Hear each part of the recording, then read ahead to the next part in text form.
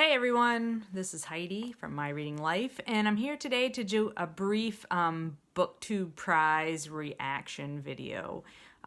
So last weekend, Robert from Barda Hordes announced the winner of the 2019 BookTube prize, and I will link it was the live stream. I didn't get to watch it live, but I watched it quite soon thereafter, and the video is up online, and so I will link that video down below so you can see Robert talking about the prize and the winner.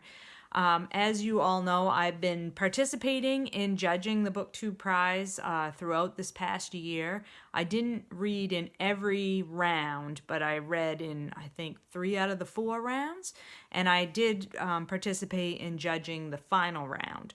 So the final round, I guess I should just say that the winner of the BookTube prize for 2019 was A Ladder to the Sky by John Boyne, which I was very happy about. It was not the #1 pick for me, but it is an excellent book that I truly enjoyed. So this, I'm not at all disappointed by the fact that that was the one that won.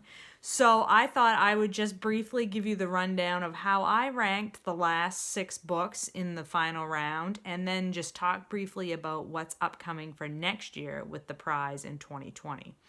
So the 6 books, I will just tell you in order from 6 to 1, the way that I rank them. But before I do that, I just want to say that I liked every single one of these books.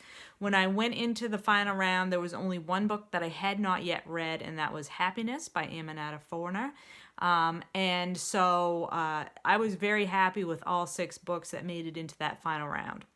And not one of these books did I rank less than 4 stars. So it was really difficult to sort of break them down, and I had to do it basically based on my emotional reaction to them, because they are all, each and every one, excellent books, I think. So I had to go by if I felt the book was strong throughout from beginning to end and didn't lag or have an ending that I was unhappy with, and then the emotional reaction that I had to that book.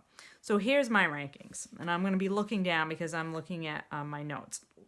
So in the 6th position for me was There by Tommy Orange. I again like this book very much. I thought it dealt with an issue, Native American urban Native Americans in the United States, and I just thought the ending kind of it didn't stick the landing for me. The ending was quite disjointed. I had to reread it a couple of times to understand what was going on, and so that took some points off for me. But otherwise, very good book.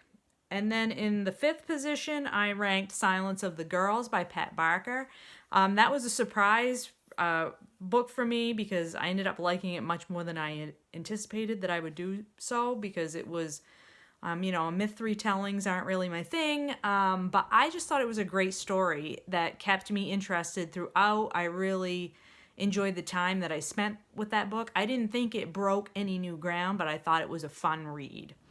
And then in the 4th position for me was Fruit of the Drunken Tree by Ingrid, I didn't write down. Ingrid Rojas Contreras was the author of that one. Again, this was a book that dealt with an issue that I did not know very much about, was very interested in learning more about, and that was Colombia in the 1990s, and how sort of the gangs and the drug-related criminal elements sort of pushed the governing body of that country to the side, and how much violence there was in that place, and how all of that upheaval impacted basically the 3 women in the story: a young girl, her mother, and their young teenage housekeeper. And I really thought the book did a wonderful job of talking about how violence,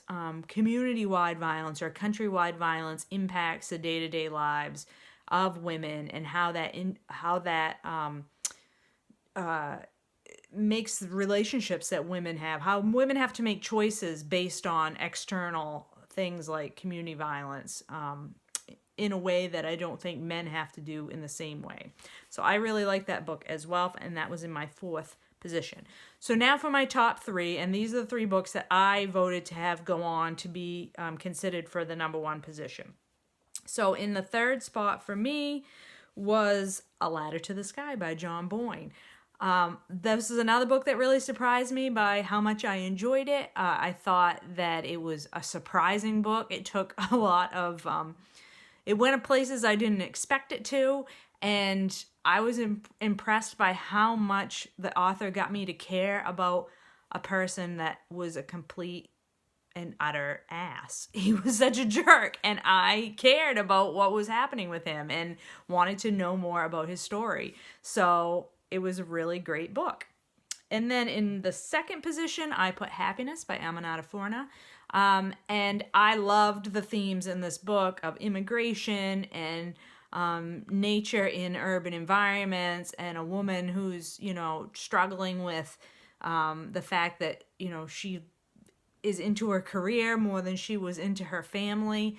And the only downside for me for the story, I really emotionally connected with it, was it felt at times like the author had put too many things into her narrative. There were a lot of plot threads, and then sometimes it just felt like there was just too much going on in that book. Would be my only quibble with it. So then, of course, the number one position for me was A Place for Us by I'm so bad with names, Fatima Farheen Mirza. And you guys know how much I love this book. A total 5-star read for me. The emotional connection that I felt with the book, how the book made me feel, was what pushed this one over the edge for me with the other two that I had in the top three. All three of those books were 5-star reads for me, each in its own way. But none of them had the emotional impact to me that A Place for Us did. Especially that last section of the book told from the father's perspective, which just, was so good. I love that book so much. So awesome ending, awesome result. Love the experience of judging a prize for the first time ever. Can't wait to participate again next year. And that's the last bit that I want to talk about in this video. And that's that Robert is again graciously hosting our BookTube prize for 2020. And he is considering adding another section, and that new section would be for nonfiction. So we continue to do the literary fiction and then also have a nonfiction portion, which I'm super excited about. You guys know how much I love nonfiction. In order for us to make this work, we need more people to participate. So if you have a BookTube channel, or if you're just a commenter and a active participant in the comment section on BookTube, please consider being a judge for 2020. I'm going to link Robert's announcement video for the 2020 prize down below. It will have all the information for you and a little survey form that you can fill out if you're interested in judging the prize. I would highly encourage you to do so if there's anything that you're interested in at all. You don't have to judge every round. You could judge just one round, or you can judge all rounds. And it's such a fantastic thing to participate in. It's so much fun. The conversations that we've had amongst the booktubers who participated in it has been wonderful. It introduced me to books I would have never read on my own, so that's always fantastic as well. So I highly encourage you to participate with us in the BookTube prize next year if it's anything that you're interested in at all. Like I said before, the link will be down in the description box below for more information about the 2020 prize. So in closing, I just want to thank Robert again for all his hard work and for starting this project that's just been so much fun to participate in. I'm really looking forward to doing it again in next year. In fact, I mentioned to somebody just today that I wish we didn't have to wait until January to get started on it. It's just been so much fun.